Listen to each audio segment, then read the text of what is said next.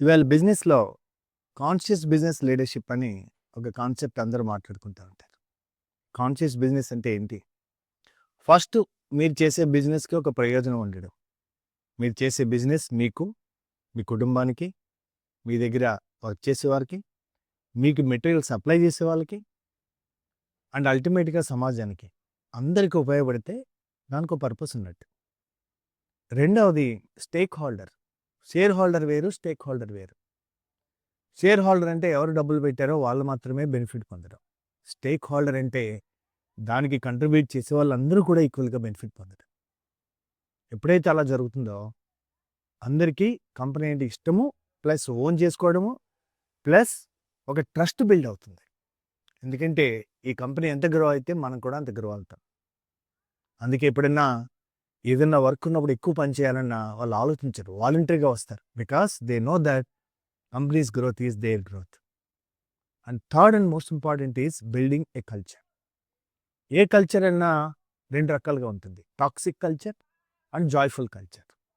Toxic culture ఏంటంటే success అవ్వచ్చు. కానీ పాలిటిక్స్ విపరీతంగా ఉంటాయి. ఒక రకమైనటువంటి సఫోకేషన్, అభద్రత.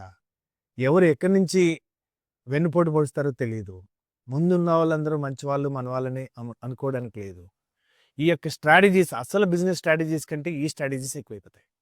బట్ బ్యూటిఫుల్ కల్చర్ ఏంటంటే రోజు స్కూల్‌కెళ్ళాలని కొంతమంది పిల్లలకి ఎట్లా అనిపిస్తదో అట్లా ఆఫీస్‌కెళ్ళాలని అనిపించదు. ఆఫీస్‌లో పనింటే అంత ఆనందం కలగడం.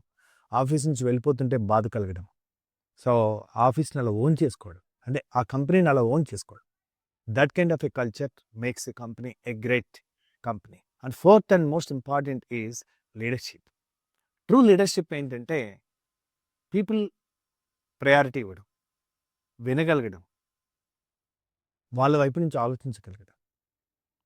ఒకవేళ ఎప్పుడైనా టెర్మినేషన్ చేయాలన్నా తిరిగి ఏ పరిస్థితుల్లో చేయాల్సొస్తుందో దానికి ప్రిపేర్ చేయడం.